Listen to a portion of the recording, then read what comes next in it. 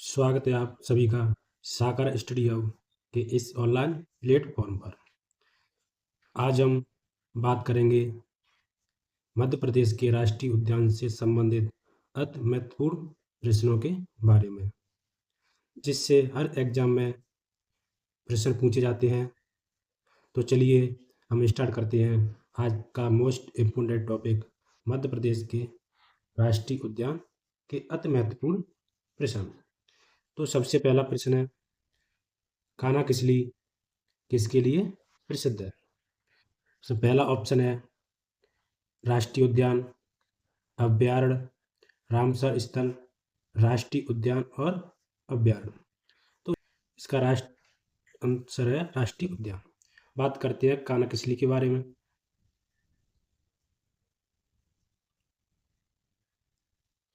कान्हा किसली राष्ट्रीय उद्यान के बारे में बात करते हैं।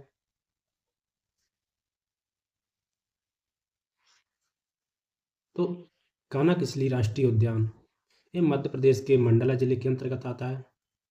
मंडला और बालाघाट जिले के अंतर्गत आता है।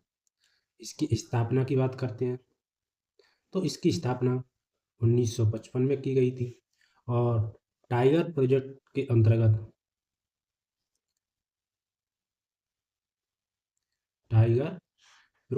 के अंतर्गत इसको 1974 में शामिल किया गया। 1974 में शामिल किया गया। ये मध्य प्रदेश का पहला राष्ट्रीय उद्यान है। मध्य प्रदेश का पहला और क्षेत्रफल के आधार पर सबसे बड़ा, क्षेत्रफल के आधार पर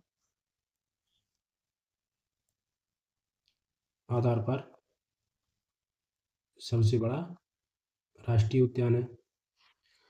बात करते हैं और ये भारत का एकमात्र राष्ट्रीय उद्यान है। भारत का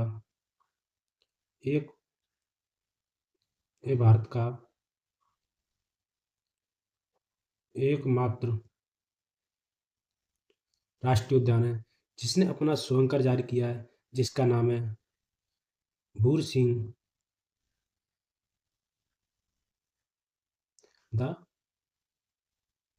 बारासिंगा।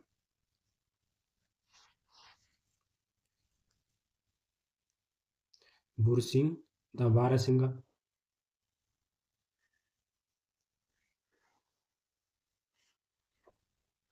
अब बात करते हैं अगले प्रश्न की ओर।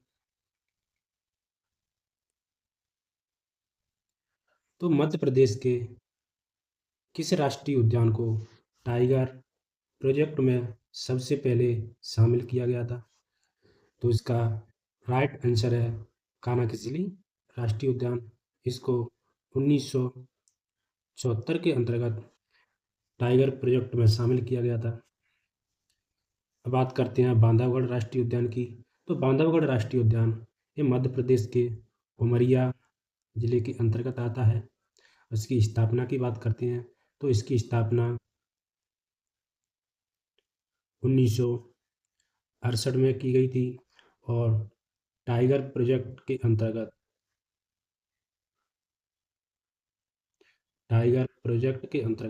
इसको 1993 में शामिल किया गया।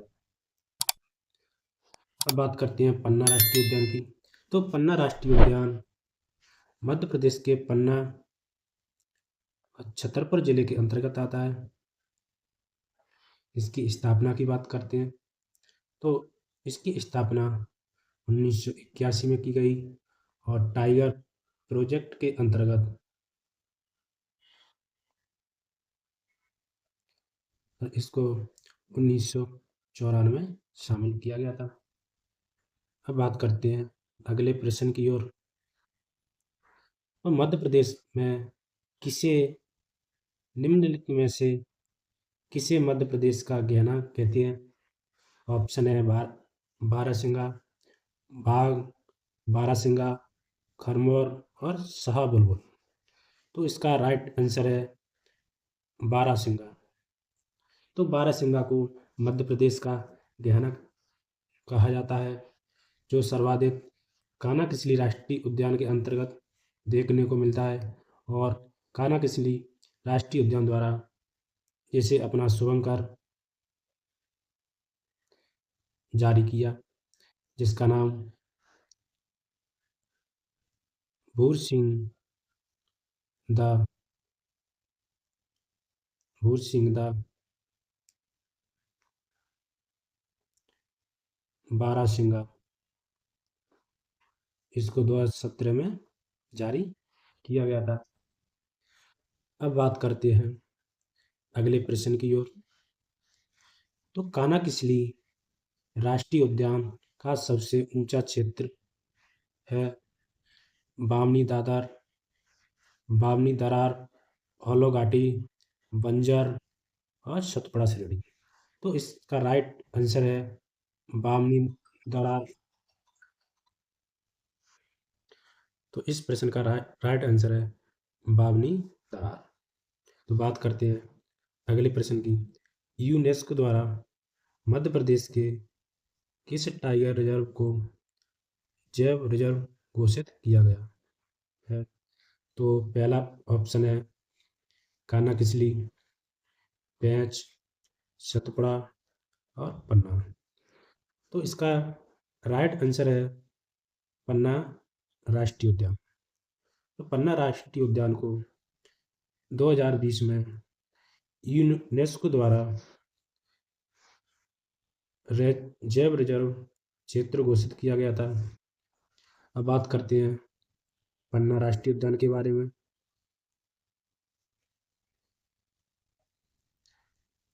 पन्ना राष्ट्रीय उद्यान। तो पन्ना राष्ट्रीय उद्यान मध्य प्रदेश के पन्ना और छतरपुर जिले के अंतर्गत आता है। इसकी स्थापना की बात करते हैं तो इसकी स्थापना 1981 में की गई थी और टाइगर प्रोजेक्ट के अंतर्गत टाइगर प्रोजेक्ट के अंतर्गत 1994 में शामिल किया गया। इसे भारत का रत्न की संज्ञा दी जाती है। इसे भारत का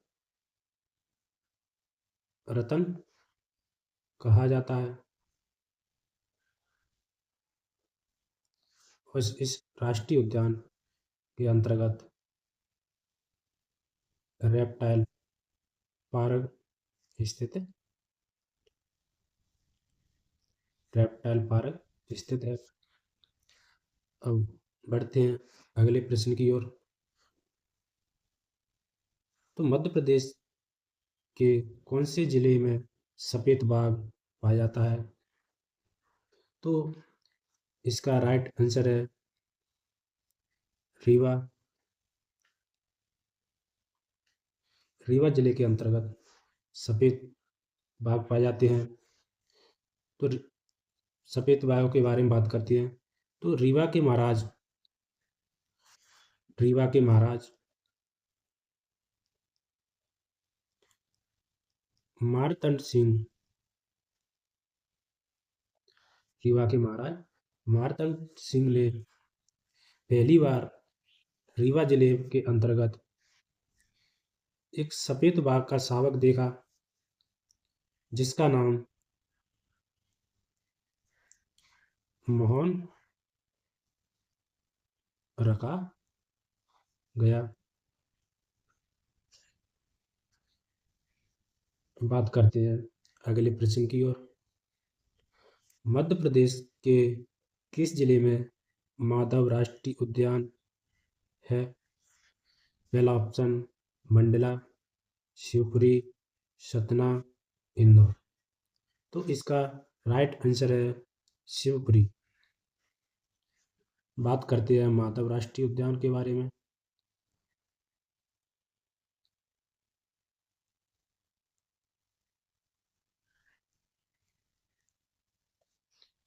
तो माधव राष्ट्रीय उद्यान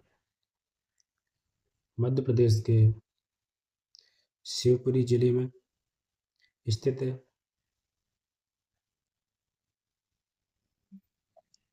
इसकी स्थापना की बात करते हैं तो इसकी स्थापना 1958 में की गई और जिसे हाल ही में इसको मध्य प्रदेश का 9वां टाइगर रिजर्व या टाइगर प्रोजेक्ट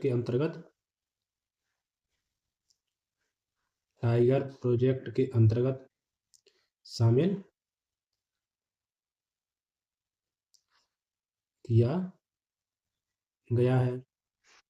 ये मध्य प्रदेश का 9वां टाइगर प्रोजेक्ट में शामिल होने वाला 9वां राष्ट्रीय उद्यान बना है और इसके अंतर्गत NH-46 राजमार्ग गुजरता है इसके बीचों बीच से और इसके अंतर्गत या इसके बीच में मनेहार नदी प्रवाहित होती है।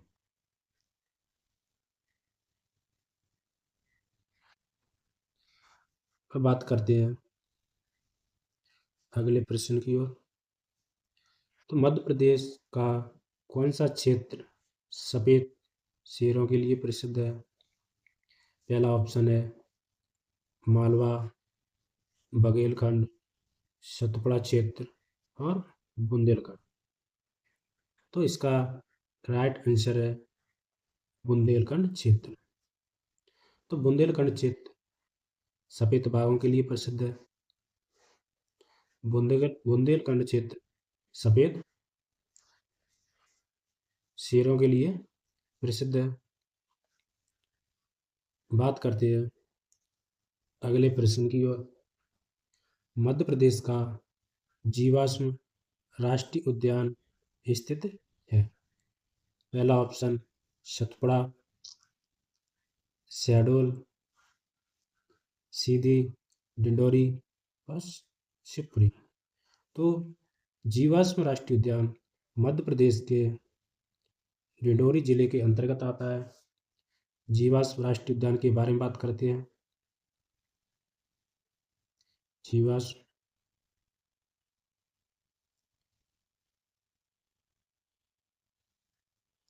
राष्ट्रीय उद्यान, तो जीवाश्म राष्ट्रीय उद्यान मध्य प्रदेश के डिंडोरी जिले के अंतर्गत आता है। इसकी स्थापना की बात करते हैं तो इसकी स्थापना 1983 में की गई और ये मध्य प्रदेश का पहला जीवाश्म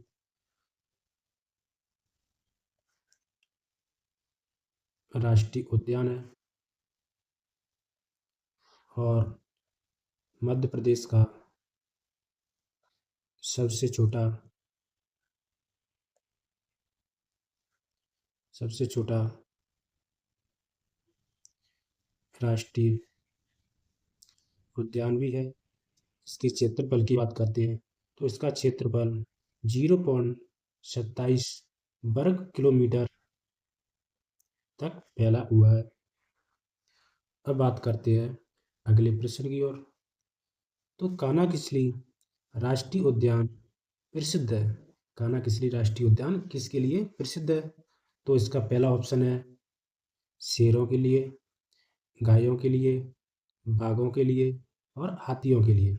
तो इसका राइट आंसर है बाघों के लिए। तो कान्हा-किसली राष्ट्रीय उद्यान में सर्वाधिक बाघ मिलते हैं। इसमें लगभग देखा जाए तो बाघों की संख्या कान्हा-किसली राष्ट्रीय उद्यान के अंतर्गत 129 बाघ देखे गए हैं। और बात करते हैं अगले प्रश्न की ओर।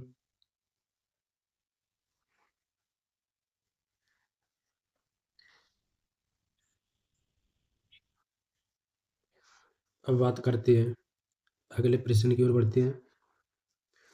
पन्ना राष्ट्रीय उद्यान में मगरमच्छ और घड़ियालों का संरक्षण निम्न में से किस एक नदी के कारण है? तो पहला ऑप्शन है बेतवा नदी, सोन नदी, केन नदी और नर्मदा।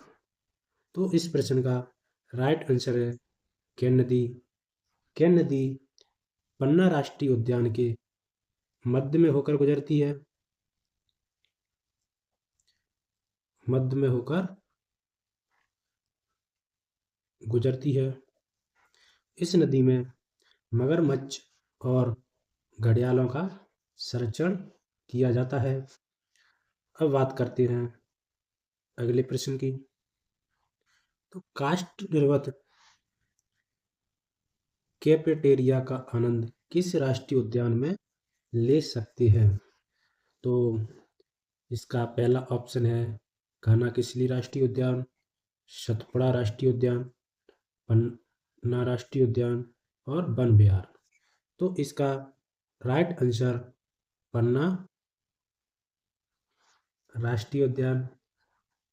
इसका राइट आंसर वन विहार राष्ट्रीय उद्यान।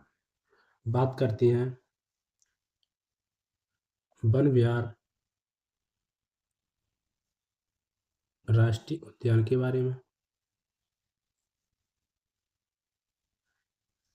तो वन विहार राष्ट्रीय उद्यान मध्य प्रदेश के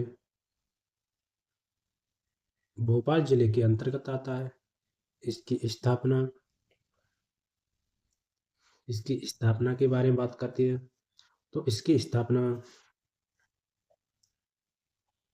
1979 में हुई थी। अब बात करते हैं। तो मध्य प्रदेश का पहला ऐसा राष्ट्रीय उद्यान है यहाँ पर पंछियों को गोद लेने की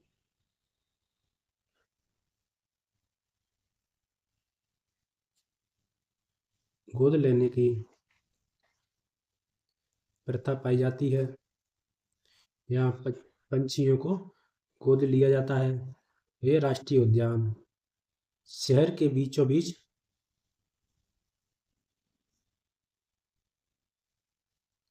शहर के बीचों बीच स्थित है। अब बात करते हैं अगले प्रश्न की। मध्य प्रदेश के किस राष्ट्रीय उद्यान से वन्य जीवों को गोद लेने की प्रथा प्रारंभ की गई है? अभी हमने बात की थी इस प्रश्न के बारे में। तो इसका राइट आंसर है वन विहार राष्ट्रीय उद्यान। वन विहार राष्ट्रीय उद्यान में वन्य जीवों को गोद लेने की प्रथा प्रारंभ की गई है। अब बढ़ते हैं अगले प्रश्न की ओर। टाइगर राज्य किसे घोषित किया गया है? पहला ऑप्शन कर्नाटक, मध्य प्रदेश, राजस्थान और उत्तर प्रदेश। तो इसका राइट आंसर मध्य प्रदेश। तो मध्य प्रदेश को टाइगर राज्य घोषित किया गया है। मध्य प्रदेश के अंतर्गत कुल टाइगर की बात करते हैं तो 785 टाइगर है। और सर्वाधिक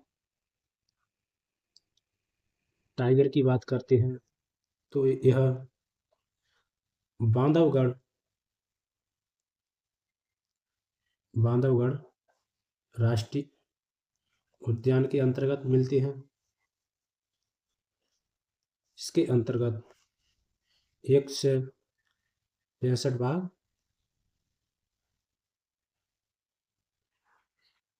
मिलते हैं और दूसरे नंबर की बात करते हैं तो कान्हा किसली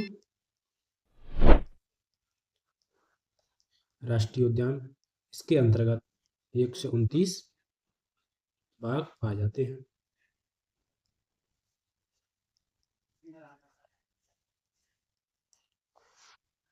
अब बढ़ते हैं अगले प्रश्न की ओर।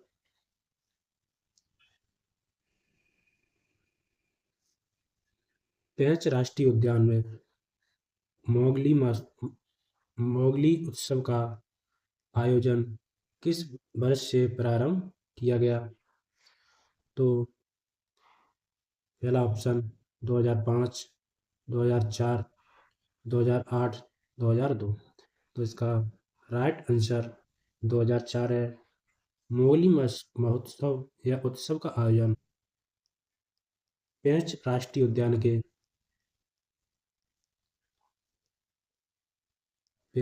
उद्यान के अंतर्गत किया जाता है।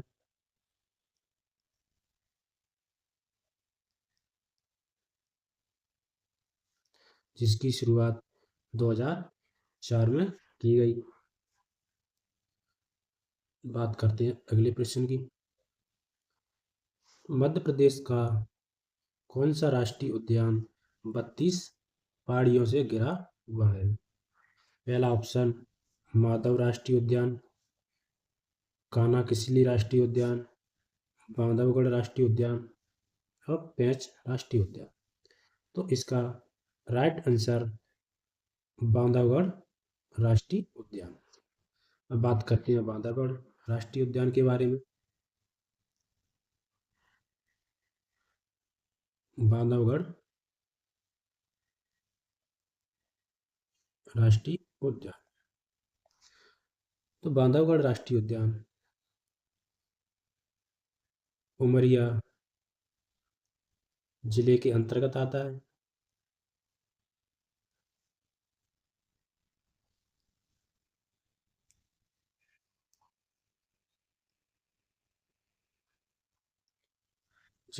उमरिया जिले के अंतर्गत आता है। इसकी स्थापना की बात करते हैं तो इसकी स्थापना 1968 में की गई और टाइगर प्रोजेक्ट के अंतर्गत इसको 1993 में शामिल किया गया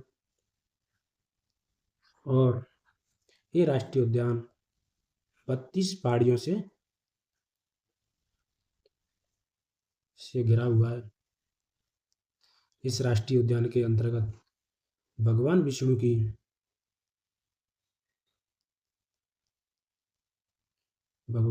की लेटी हुई प्रतिमा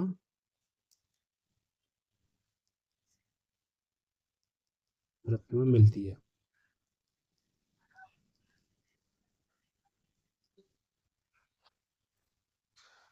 अब बढ़ते हैं अगले प्रश्न की और तो अगला प्रश्न है निम्नलिखित में से कौन सा राष्ट्रीय उद्यान प्रोजेक्ट टाइगर योजना में शामिल नहीं है?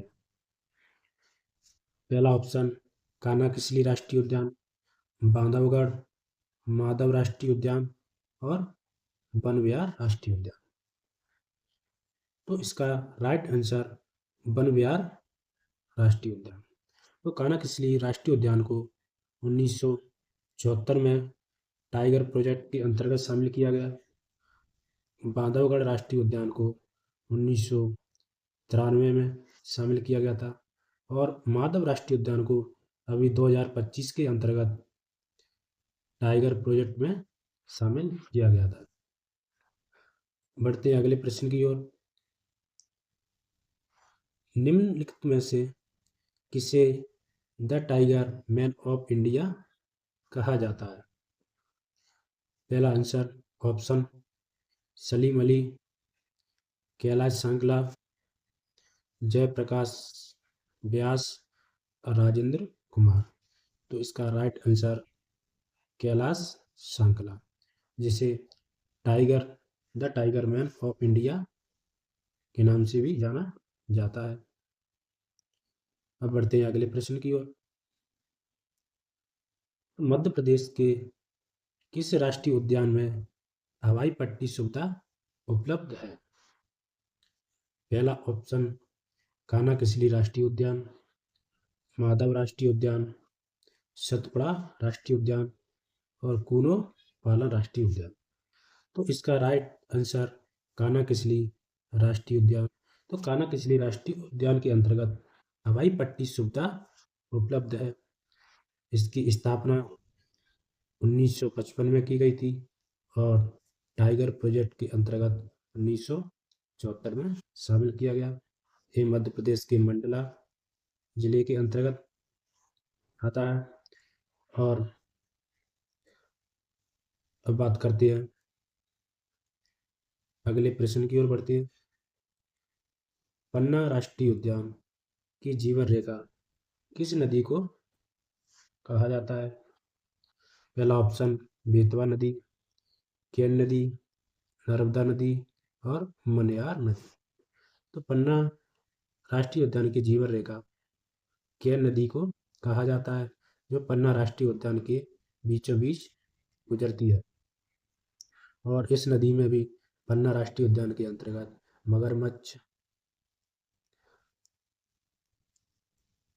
मगरमच्छ और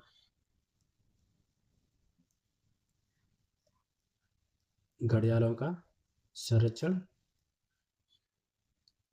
किया जाता है। तो निम्न में से क्षेत्रफल की दृष्टि से सबसे बड़ा राष्ट्रीय उद्यान कौन सा है? तो पहला ऑप्शन बांधवगढ़ राष्ट्रीय उद्यान, सतपुड़ा राष्ट्रीय उद्यान, कान्हा-किसली और माधवगढ़ राष्ट्रीय उद्यान। तो इसका राइट आंसर कान्हा-किसली राष्ट्रीय उद्यान क्षेत्रफल की दृष्टि से मध्य प्रदेश का सबसे बड़ा और मध्य प्रदेश का पहला राष्ट्रीय उद्यान है। अब बात करते हैं अगले प्रश्न की। तो किस राष्ट्रीय उद्यान में बाघों का सर्वाधिक घनत्व है? पहला ऑप्शन कान्हा-किसली, सतपुड़ा, बांधवगढ़ और पेंच राष्ट्रीय उद्यान। तो इसका सही आंसर बांधवगढ़ राष्ट्रीय उद्यान। बांधवगढ़ राष्ट्रीय उद्यान के अंतर्गत बाघों का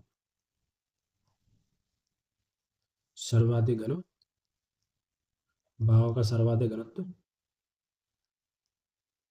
मिलता है। अब बात करते हैं आज का लास्ट प्रश्न। किस राष्ट्रीय उद्यान में कृष्ण मृगों की संख्या सर्वाधिक है? पहला ऑप्शन पन्ना राष्ट्रीय उद्यान, बांधवगढ़ राष्ट्रीय उद्यान, सतपुड़ा राष्ट्रीय उद्यान, कान्हा-किसली राष्ट्रीय उद्यान। तो इसका राइट आंसर सतपुड़ा राष्ट्रीय उद्यान। तो बात करते हैं सतपुड़ा राष्ट्रीय उद्यान के बारे में।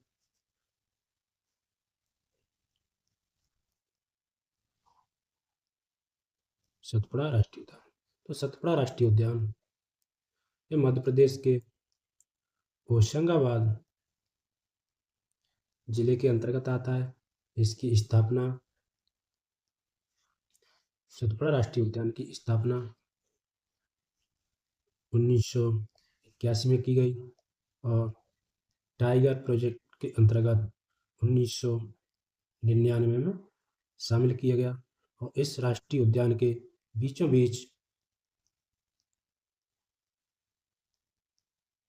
देनवा नदी प्रभावित होती है और कृष्ण मृगों की संख्या सतपुड़ा राष्ट्रीय उद्यान में सर्वाधिक मिलती है। तो ये थी हमारे मध्य प्रदेश के राष्ट्रीय उद्यान से संबंधित महत्वपूर्ण प्रश्नों की श्रृंखला। तो इसी प्रकार हमारे महत्वपूर्ण प्रश्नों की श्रृंखला में बने रहने के लिए हमारे चैनल को लाइक, शेयर, सब्सक्राइब और कमेंट करें। धन्यवाद।